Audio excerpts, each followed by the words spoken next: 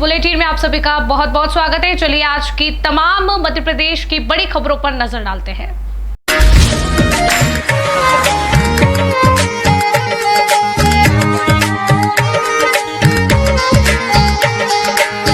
मध्य प्रदेश के मुख्यमंत्री डॉक्टर मोहन यादव इस वक्त स्पेन दौरे पर हैं। मैड्रिड में invest in Madhya Pradesh business forum को संबोधित करते हुए उन्होंने कहा कि अगर आप भारत के किसी भी राज्य में उद्योग लगाएंगे तब भी मध्य प्रदेश की जरूरत पड़ेगी, क्योंकि एमपी देश की अर्थव्यवस्था की रफ्तार है। उन्होंने निवेशकों को food processing, solar energy, wind energy और टेक्सटाइल सेक्टर में अपार संभावनाएं गिनाई। साथ ही कहा कि यहाँ हाईवे, रेल, एयर कनेक्टिविटी के साथ वर्ल्ड क्लास सुविधाएं मौजूद है। कार्यक्रम में एमपी की औद्योगिक संभावनाओं पर फिल्म भी दिखाई गई। निवेशकों को plug and play facility, subsidy और ईज ऑफ डूइंग बिजनेस का भरोसा दिलाया गया। डॉक्टर यादव का कहना है कि भारत और स्पेन दोनों प्राचीन सभ्यताएं हैं और मध्य प्रदेश आपके हर निवेश को मील का पत्थर बनाएगा।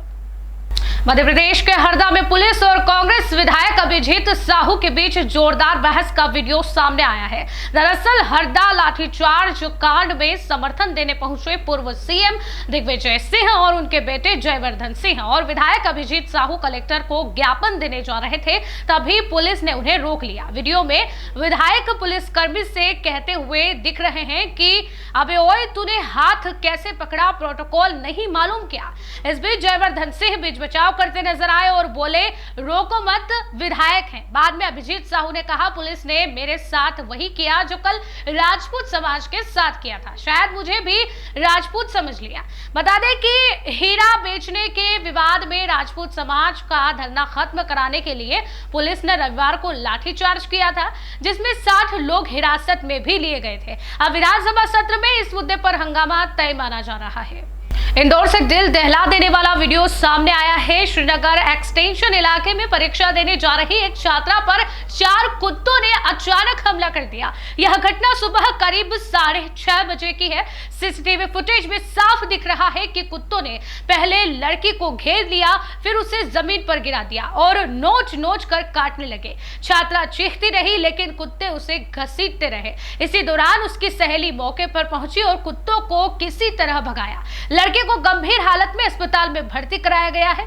अब पुलिस अब जांच कर रही है कि ये स्ट्रीट डॉग थे या किसी के पालतू कुत्ते। इस वीडियो ने इलाके में दहशत फैला दी है और लोग प्रशासन से कार्रवाई की मांग करते नजर आ रहे हैं। इंदौर ने फिर रचा इतिहास। लगातार 8वीं बार देश का सबसे स्वच्छ शहर बनने का खिताब अपने नाम किया। स्वच्छता सर्वेक्षण 2024-25 के नतीजों में इंदौर ने सूरत और पुणे को पछाड़ते हुए नंबर 1 की पोजीशन बरकरार रखी। नई दिल्ली के विज्ञान भवन में राष्ट्रपति द्रौपदी मुर्मू ने इंदौर को यह अवार्ड दिया, जो मंत्री कैलाश विजयवर्गीय ने ग्रहण किया। इस बार सुपर स्वच्छ लीग नाम की नई कैटेगरी भी जोड़ी गई थी, जिसमें भी इंदौर नंबर 1 रहा। इंदौर 2017 से लगातार पहले नंबर पे है। खुद पीएम नरेंद्र मोदी भी इंदौर की तारीफ कर चुके हैं। उन्होंने कहा था, जब दूसरे शहर कोई काम सोचते हैं तब तक इंदौर उसे पूरा कर चुका होता है। इस जीत ने फिर साबित कर दिया कि सफाई में इंदौर का कोई मुकाबला नहीं। मध्य प्रदेश हाई कोर्ट को मिला नया मुख्य न्यायाधीश। संजीव सचदेवा ने आज राज्य के 29वें चीफ जस्टिस के तौर पर शपथ ली। राजभवन में आयोजित समारोह में राज्यपाल मंगू भाई पटेल ने उन्हें पद और गोपनीयता की शपथ दिलाई। इस मौके पर उप मुख्यमंत्री जगदीश देवड़ा भी मौजूद रहे। दिल्ली में जन्मे जस्टिस संजीव सचदेवा का जन्म 26 दिसंबर को हुआ था। उन्होंने Delhi public school Mathura road से 10वीं और 12वीं की पढ़ाई पूरी की और फिर कॉमर्स में ग्रेजुएशन किया। वे मध्य प्रदेश हाई कोर्ट की जिम्मेदारी संभालेंगे। ग्वालियर के गोविंदपुरी स्थित गर्ल्स हॉस्टल में रह रही छात्रा ने हॉस्टल संचालक पर अभद्रता का आरोप लगाया है।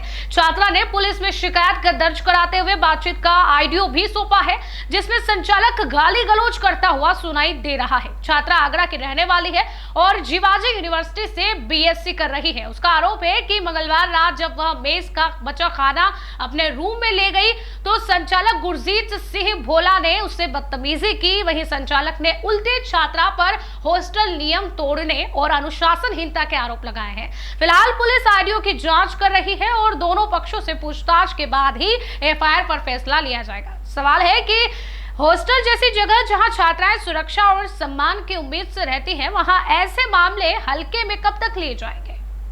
मध्य प्रदेश के सिवनी से दिल दहला देने वाली घटना सामने आई है। 2 दिन पहले लापता हुए 2 नाबालिग भाइयों के शव जंगल में पत्थरों के नीचे दबे हुए मिले। 9 और 6 साल के इन बच्चों की गला रेत कर हत्या की गई थी। दोनों बच्चे मंगलवार शाम से लापता थे। बुधवार को जिला मुख्यालय से 12 किलोमीटर दूर अंबामई जंगल में 3 किलोमीटर अंदर उनके शव बरामद हुए। पुलिस अधीक्षक सुनील कुमार मेहता ने बताया कि मां की शिकायत पर अपहरण का केस दर्ज कर तलाशी शुरू की गई थी। शक के आधार पर पकड़े गए संदिग्ध से पूछताछ के बाद पुलिस टीम बच्चों के शव तक पहुंच सकी। फोरेंसिक और डॉग स्क्वाड टीम ने घटनास्थल की जांच कर सबूत जुटाए हैं। फिलहाल हत्या के कारणों का पता नहीं चल सका है, लेकिन पूरे इलाके में दहशत का माहौल बना हुआ है। सवाल उठता है कि आखिर कौन इंसानियत को शर्मसार करने वाली ऐसी दरिंदगी कर सकता है। मध्य प्रदेश के सीहोर में मानवता को झकझोर देने वाली कहानी सामने आई है। यहाँ एक बड़े भाई ने लालच में अपने ही छोटे भाई के नाम पर नौकरी हासिल कर ली। पिता की मौत के बाद छोटे भाई के दस्तावेज लगाकर होमगार्ड में नगर सैनिक बन गया और जब सच्चाई सामने आई तो छोटे भाई की जमीन और घर भी हड़प लिया। पीड़ित राज सोनी और उनकी मां पिछले 12 साल से न्याय की गुहार लगा रहे हैं। कलेक्टर, एसपी से लेकर होमगार्ड विभाग तक शिकायतें कर चुके, लेकिन सुनवाई नहीं हुई है। मजबूरी में मां बेटे मजदूरी कर गुजर बसर कर रहे हैं। राज का आरोप है कि बड़े पापा रमेश चंद्र सोनी 2019 में रिटायर हो चुके हैं और अब बेटों के साथ मिलकर उन्हें धमका रहे हैं। आरटीआई लगाने पर भी होमगार्ड विभाग दस्तावेज देने से मना कर रहा है। सवाल यह है कि आखिर सिस्टम कब इससे गरीबों को उनका हक दिलाएगा।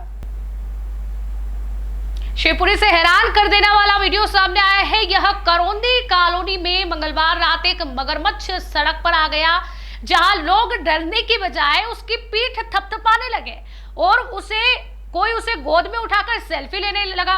तो वन विभाग की टीम पहुंची और मगरमच्छ को रेस्क्यू कर पानी में छोड़ा गया। लेकिन विशेषज्ञों का कहना है कि यह बहादुरी नहीं बल्कि जानलेवा हो सकता है। दरअसल बरसात में चांदपाठा झील से मगरमच्छ अक्सर बाहर निकल जाते हैं।